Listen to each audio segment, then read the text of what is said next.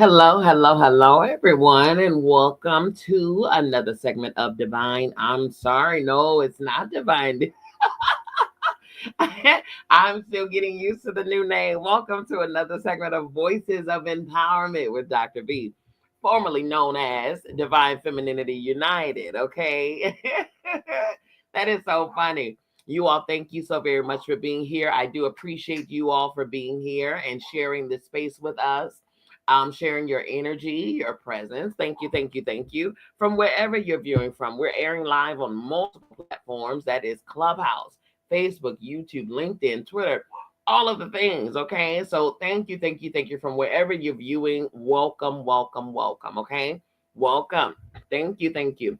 Alrighty, you all. You already know on Tuesdays I like to jump right on in because it's your evening. And I don't want to isolate you from your evening. I don't want to take you away from your family, yourself, your winding down, whatever it is. I just want to hit it and quit it. Okay. So we're going to jump into our chapter of this amazing book. It is entitled The Seat of the Soul. It's written by Gary Zukav, The Seat of the Soul. Now, I have already offered and gave away this book for free, the ebook version for free, and it is still readily available for you all to be able to take advantage of at any given point. Yes, I am a nonprofit organization. Yes, I would like donations. However, they are welcome, but they are not required. So you can feel free to obtain your copy, and I'll tell you how to do so at the very end of our segment, okay? In the meantime and in between time, please have your seat, grab yourself something to sip on, to wind down, and to enjoy the next chapter that we're going into, which is chapter 12. It is entitled Souls. I love it. If you were here or weren't here for the last session, then you know that we actually went over two chapters last session, which was Sunday, and we went over chapter 10, which was addictions. So good, man, so good. And then 11, which was relationships. That was even greater. My goodness, man. Listen, ooh, and 'tis the season. There's a lot of activity happening in Pisces. There's a lot of activity happening in Aries. There's a lot going on with Mercury retrograde. We got a Venus retrograde. All right, all of this stuff right here is definitely in time, on time, perfect timing, because we're in the season for the stuff. I was about to say for the foolery. We're in the season for the stuff, okay? Alrighty, you all, here we go. Without further ado, this is chapter 12, Souls. And we're reading from The Seat of the Soul. Each human being has a soul. The journey toward individual soulhood is what distinguishes the human kingdom from the animal kingdom, the vegetable kingdom, and the mineral kingdom. Only the human kingdom has the experience of individual soulhood. That is why its powers of creation are great. The soul process moves through degrees of awareness. Animals, for example, do not have individual souls, they have group souls. Each animal is a part of a group soul. Each horse is a part of a group soul of horse.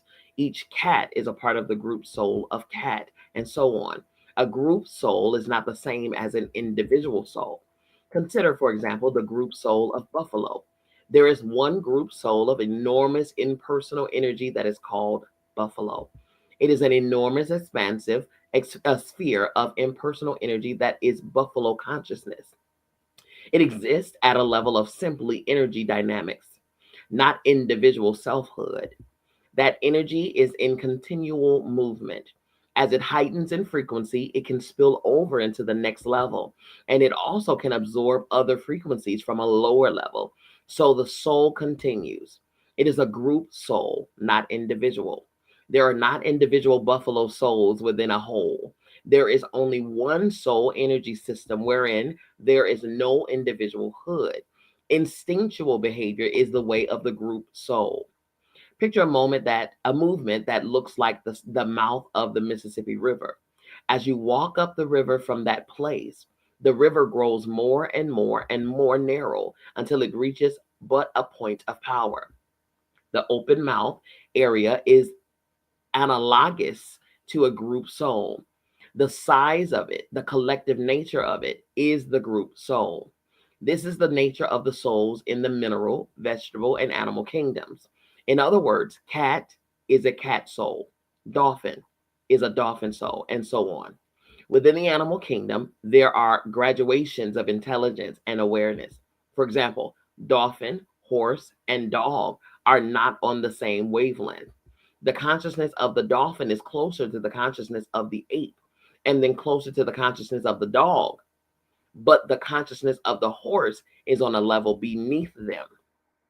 It is possible that the human soul can be produced through the evolution of the animal kingdom as a collective energy from the animal soul.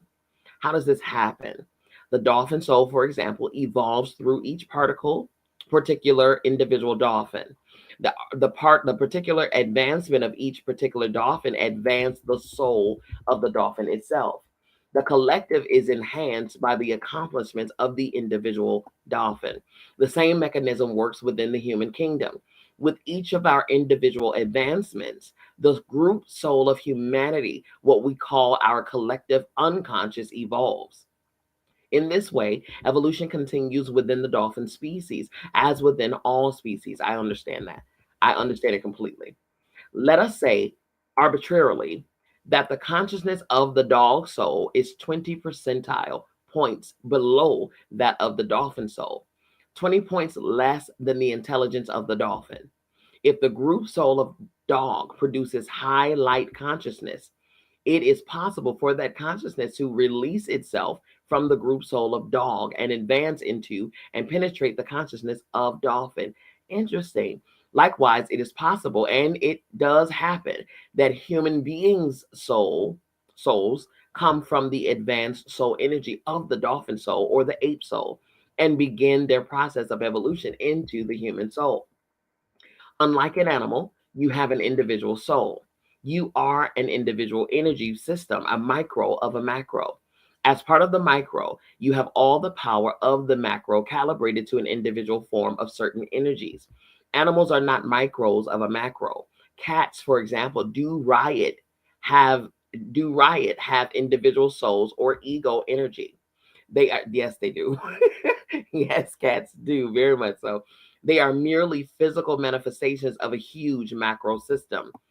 They, they, no, that certain cats are scared and certain are comforted is merely the different numerous millions of frequencies that interact into the group cat soul. Okay, I'm going to read that again.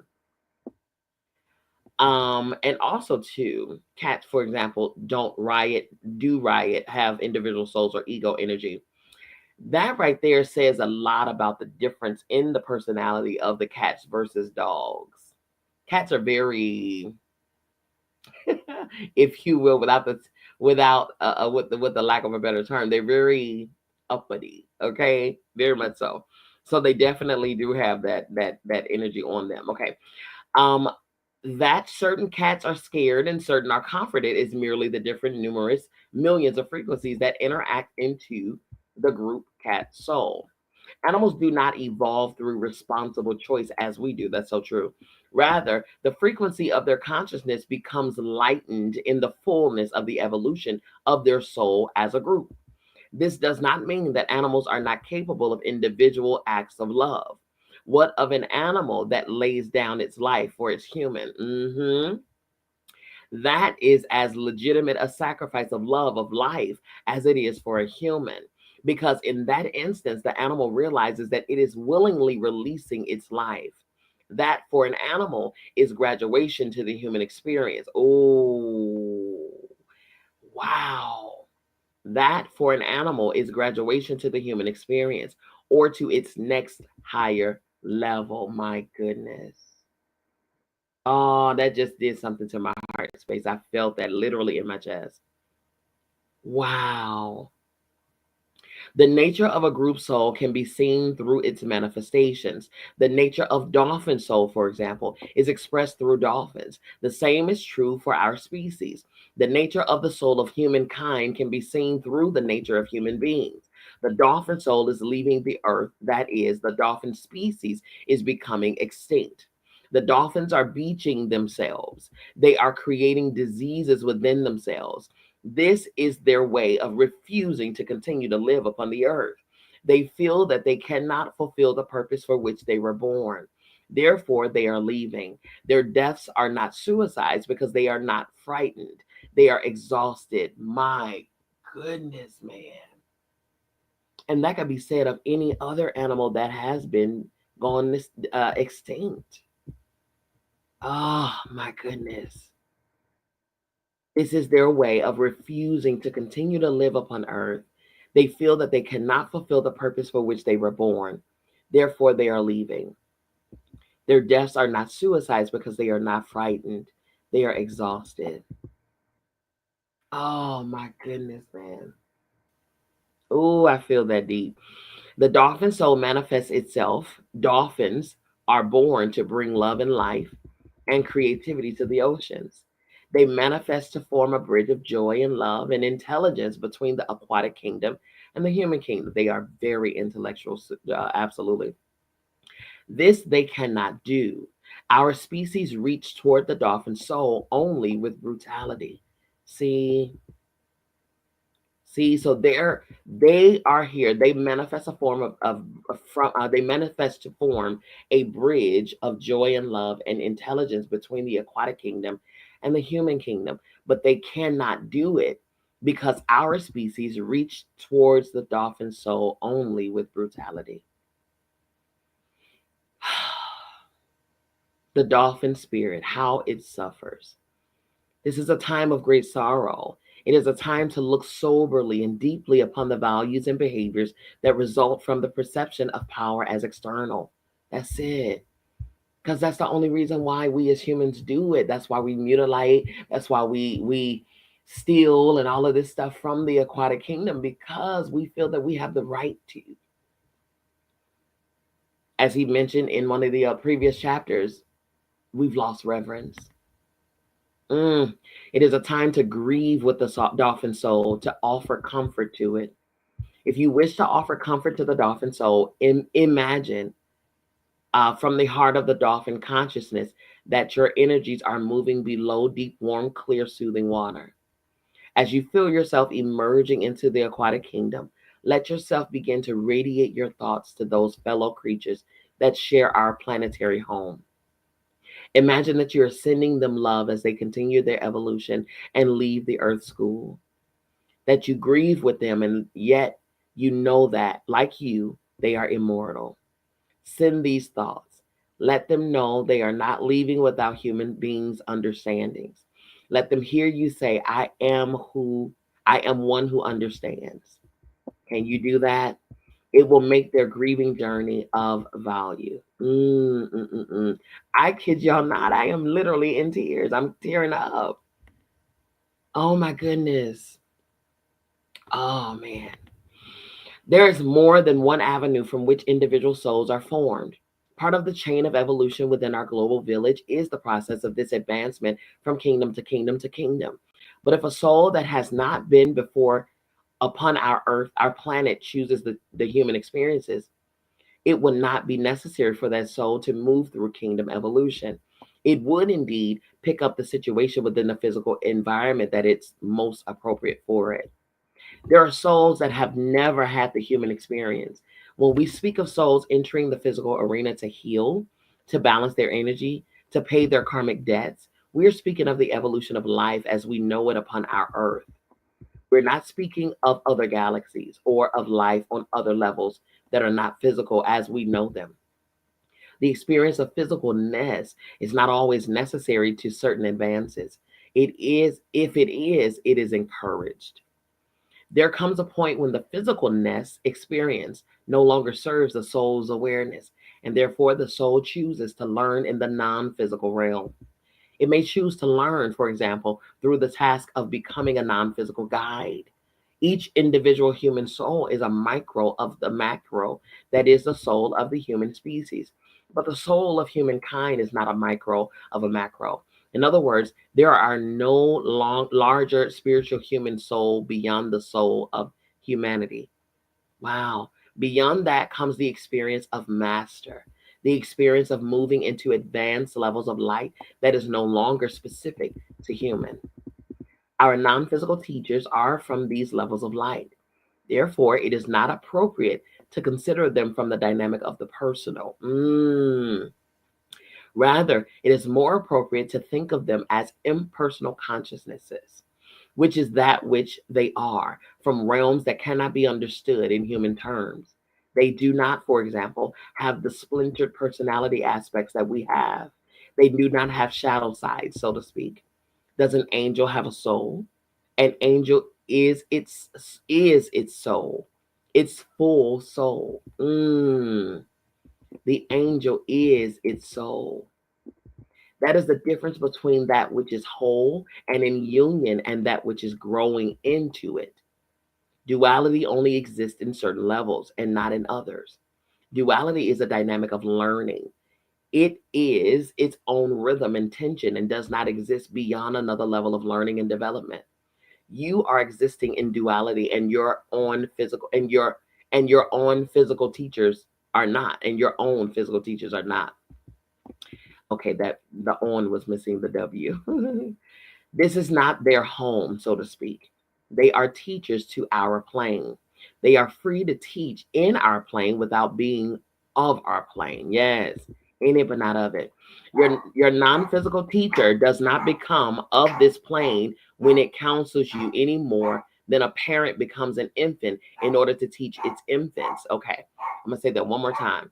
Your non-physical teacher does not become of this plane. One second.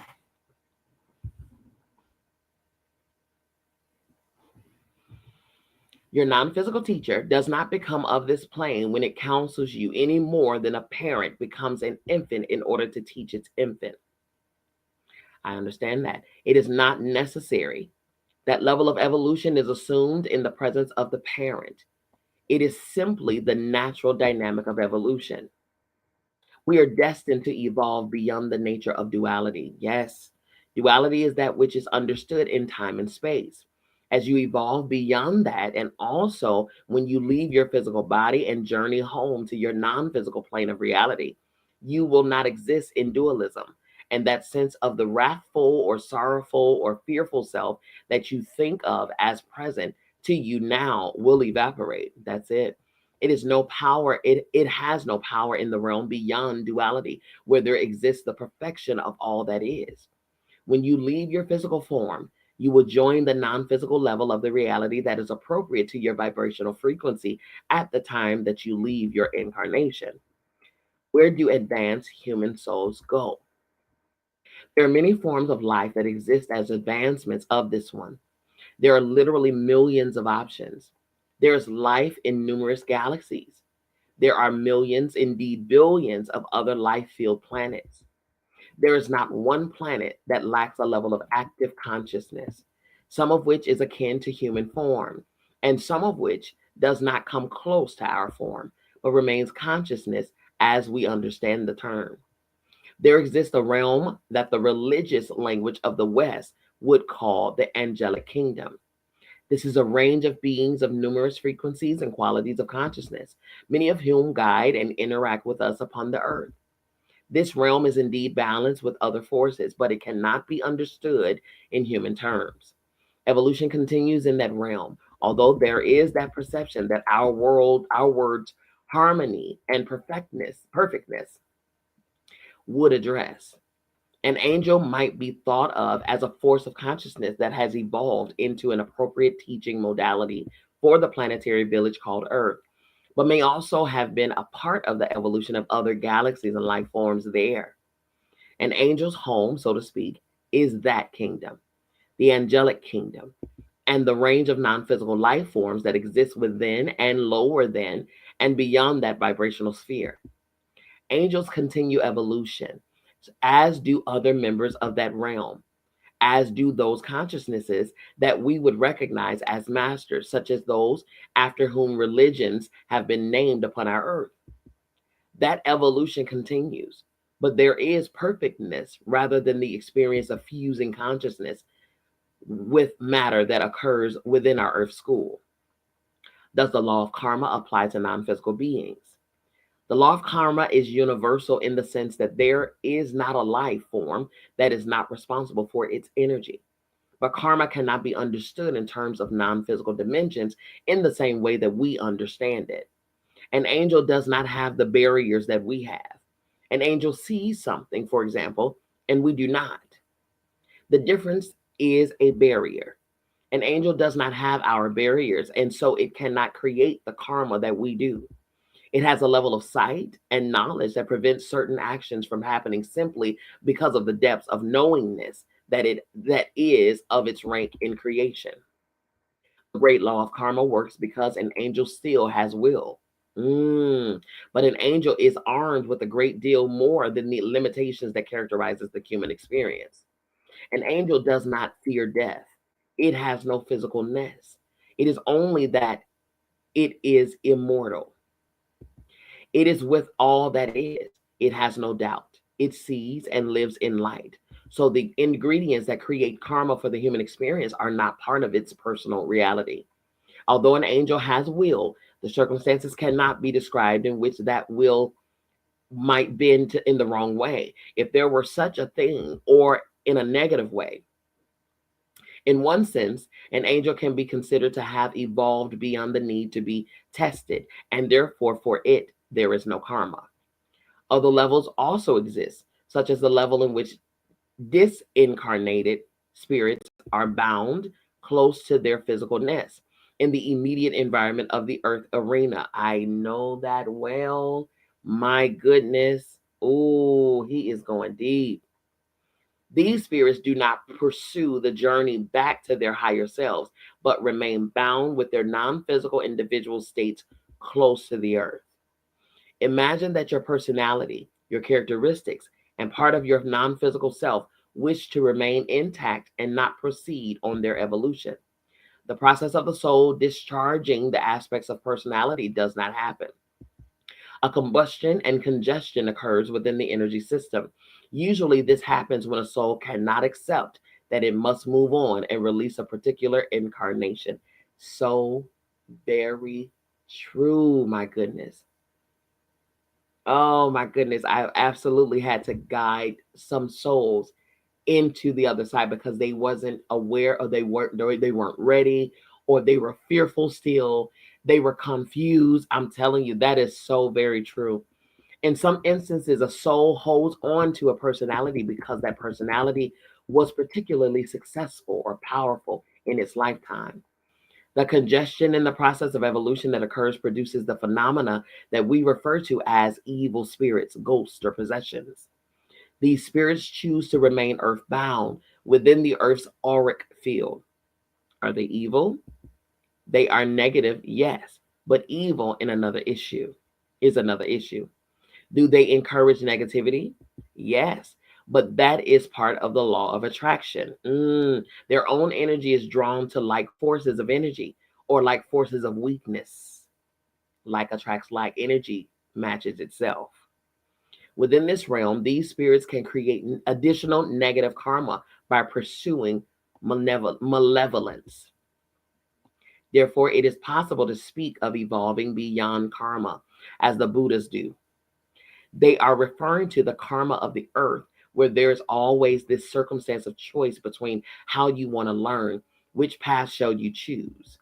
The Buddhas refer to the earth, to the human experience and how it is set up, which is with free will choice, placed between faith and doubt, good and evil, between the choices of dualism that our species has created.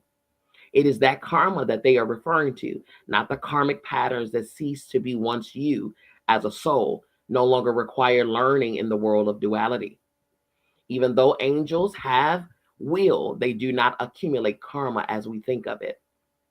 It is not part of their dimension, yet they have will. The law of karma, as we understand it, is the law of karma for physical matter and spirit, not for spirit only. Many realms that are non-physical are not angelic. In addition to the realm of disincarnate human beings that are bound close to the earth, for example, there is the Devic community of our nature kingdoms. There are numerous realms of non-physical life. Beyond the angelic realm are realms upon realms of intelligence that we would think of as God. Within the human species, there exist degrees of soul consciousness. Not all humans are equally aware of their souls. That is correct. Therefore, do all human beings have equal potential? Yes and no. This question is complex. It cannot be answered simply because among souls that are on the same frequency band, such as those within the Earth School, there is a common quality of consciousness. Yet there is difference between their ranges of consciousness. It's true. An individual that is not quite as expanded in his or her awareness is not equal in the sense that we usually mean equal to someone of greater awareness. There is an inequality, yet it is not an inequality that remains unequal. Exactly. It is just a temporary level of momentum in the flow of evolution. That is true. So true. A soul has no beginning and no end, and yet some souls are older than other souls. Both are true. All souls come directly from the Godhead, and yet there is no single way that souls are formed individually. Both are true. Understanding the soul becomes paradoxical only if you apply a type of thinking that holds the notion of beginning. Exactly. Exactly. All that is can form itself into individual droplets of consciousness. Because you are a part of all that is, you have literally always been. Yet there was the instant that that individual energy current that is you was formed. Consider that the ocean is God. It has always been. Now reach in and grab a cup full of water. That is so funny because this is the very, very, very illustration that I was given years ago. I promise you, I have never read this book before until now. That is so freaking funny. Okay. Consider that the ocean is God. It has always been. Now reach in and grab a cup full of water. In that instant, the cup becomes individual, but it has always been, has it not? This is the case with your soul. There was the instant when you became a cup of energy, but it was of an immortal or original being. You have always been because what it is that you are is God or divine intelligence. But both takes on individual forms, droplets, reducing its power to small particles of individual consciousness. It is a massive reduction of power, yet the power is as full in that droplet as it is in the whole. Yes, it is. It is as immortal and as creative and as expressive, but in its tinier form, its energy is reduced appropriately to its form. As that little form grows in power, in selfhood, in its own consciousness of self, it becomes larger and more godlike.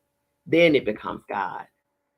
This is a process that parallels the process of your personality, which is of your soul, expanding into higher self and thereby coming into the full power of your soul incarnate.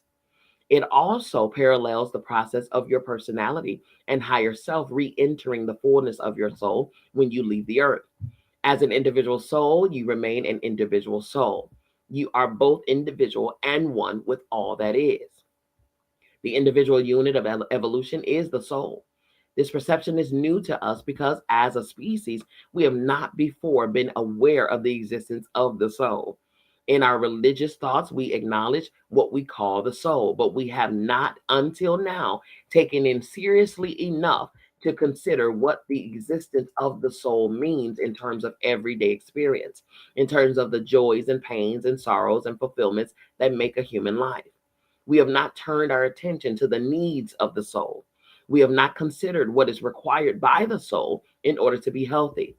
We have not studied the soul or sought to help it attain what is necessary to its evolution and its health. Because we have been 5 century, we have focused upon the body and the personality. We have developed an extensive knowledge of the physical apparatus that the soul assumes when it incarnates. We know of amino acids, neurotransmitters, chromosomes, and enzymes, but we do not know of the soul. My goodness, y'all be ready for the book that I'm releasing this year. Okay, that's all I'm saying. That is all I'm saying. Okay, because I'm writing a book about integrating the two realms. Okay. Oh yeah, this is real. We do not know how these physical functions serve the soul or are affected by it. We seek to cure dysfunctions of the body by controlling its environment at the molecular level. In other words, our approach to healing is based upon the perception of power as external. Yes, this type of healing can be helpful to the body, but it does not and cannot heal at the level of the soul. Consider that those who are trained in this way are accustomed to learning about life through the study of dead matter. They seek to learn of life through the study of carcasses and corpse, through the study of that which does not have spirit. How can they see spirit? Even as much as such minds look out into the vast galaxy, they cannot see life because they are convinced that the entire galaxy does not have life, except as they see it and identify it. So the life forms and the brothers and sisters that we have on other galaxies remain hidden and will remain hidden until the basic premise that life is and permeates all that is, that there is only life because the principle of what we call science. Then we will explore the physics of the soul. Then we will study life with life and not dead matter, and not try to breathe intelligence and purpose into it by taking apart in our laboratories human forms and animal forms. Come on. This will be seen someday as a very primitive form of learning because there is no consciousness there. The body is the instrument of the soul. If the piano player is sick, does it help to repair his or her own piano? What an instrument produces what an instrument produces depends not only upon the state of the instrument, but also upon the musician. If the musician plays the blues or soars with joy, the instrument follows. Even a tuned and polished instrument cannot soar with joy if the musician chooses sadness or grief. In the case of your soul and body, the instrument becomes the blues and soars with joy. If the musician becomes consumed with grief or anger or sadness, the instrument disintegrates. In some cases, a broken instrument can be repaired, but a repair at that level cannot cure what caused the breakdown. Come on. After several years of marriage to a willful partner, an acquaintance of mine found herself suffocating in the relationship, unable to express her deepest desires and her creativity.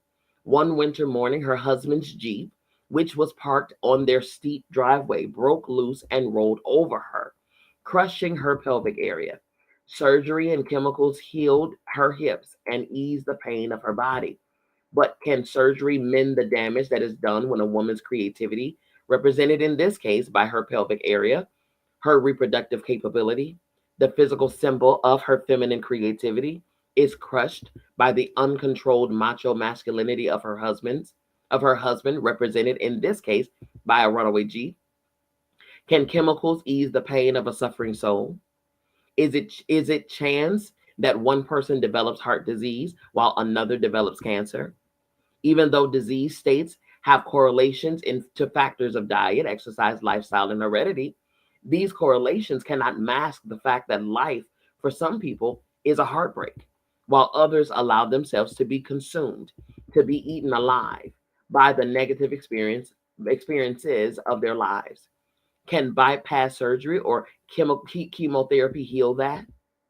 Are the numerous ways that physical dysfunctions occur without meaning?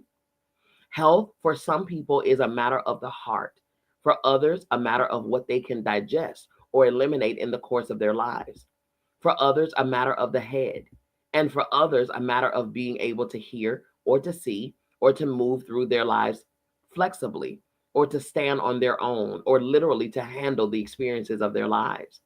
These are the issues that must be addressed directly and openly and honestly in the creation of health.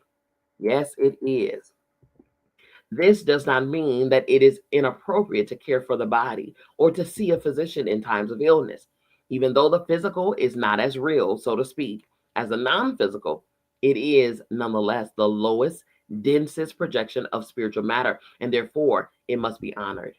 It must be honored. The body needs rest and it needs care. But behind every aspect of the health or illness of the body is the energy of the soul. It is the health of the soul, That is the true purpose of the human experience. Everything serves that. Come on. That last section there, that last sentence matters. It is the health of the soul. That is the true purpose of the human experience. You all, we really, really, really, really, really need to recalibrate ourselves. We really, really, really need to refocus ourselves and get ourselves back to what actually matters, why you are here. It is not the titles, the stuff, the money, the this, the Birkin, the red bottom. Who cares? That is so superfluous. It has no matters at all. It has no purpose at all. It has none. None whatsoever. It is the health of the soul. That is the true purpose of this human experience. You are here to heal your soul. You are here to evolve your soul. That is it. That is all. Everything serves that purpose. Everything around you serves that purpose. So if you have a high-powered position in this life, its purpose, listen, the reason why you have that position, if that position is not used to help evolve your soul, you are misusing that position. If you have money on top of money on top of money, if you are not using your resources and your money to help evolve your soul and the souls of others, you are misappropriating that money. Listen, if you got that luxury car and it's nice and shiny, and you are not using that luxury car to help soul expansion, it is being misappropriated. Do you hear me? It is the health of the soul. That is the true purpose of the human experience. Everything serves that purpose. That is it for today. Come on here. Sunday, we will go into the next chapter, chapter 13, which is entitled Psychology. Come on. We're tapping into my arena here. Ooh, we're tapping into my arena here. I love this. When I tell you I love this, and it's very, very confirming. Why? Because, baby, I'm telling you all, I am releasing a book this year entitled The Spiritual Dimension of Healing, Integrating Wholeness in Healthcare. Wholeness. Wholeness. Because right now, the world that we know it is not whole. Okay, we're too busy focused on things that matter not. They matter, but it's not of the utmost importance. They're important, but it's not the utmost importance. Okay, listen, you all, if you do not have this book, I'm telling you, you need to get this book. Get this book. Yes, yes, yes, yes. I'm offering it to you free of charge. This is the ebook PDF version. Okay, free of charge. Yes, I am a 501c3 nonprofit organization. Yes, we do accept donations. Yes, they are welcome, but they are not required. Get your book, okay? Get your book. Whether you read it with us, which we would love, or if you read it on your own, get the book. Get it so you can read it, so you can understand, understand, overstand what's going on here and how to get back to where you belong, how to refocus yourself, realign yourself with why you're here, who you are, what you possess, and how to get busy with it. Come on, man. Do that. You can obtain your copy by emailing me at info@biancamissblee.com. info@biancamissblee.com. All right. Wherever you're listening from, if you have an inbox, if there's an inbox there, you can inbox me. Please do that. Inbox me, communicate, open a chat, do whatever you got to do. But inquire about the book, send me your email address and I will send it over to you, okay?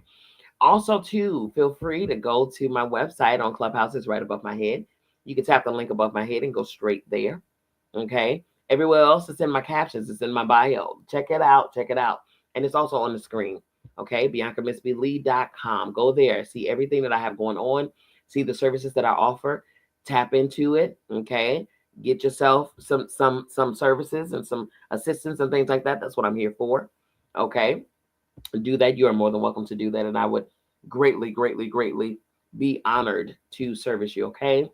Alrighty, follow me on social media. You all, Instagram, Facebook, YouTube, LinkedIn, Twitter, all of the places. Dr. Bianca Miss B. Lee.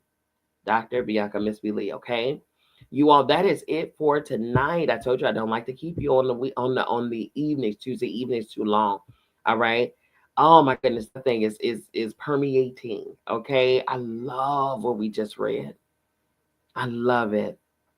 You all get it. Get it, get it, get it. Get there, man. Get there.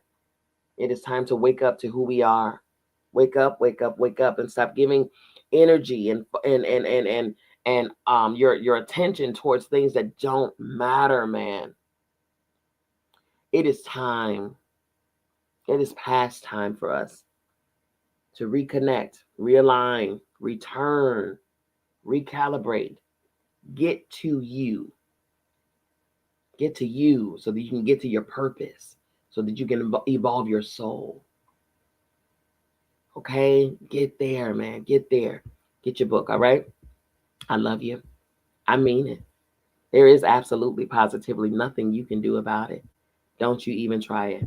We'll see you back here on Sunday, 5 p.m. Eastern Standard Time, right here on Voices of Empowerment with Dr. B. Peace.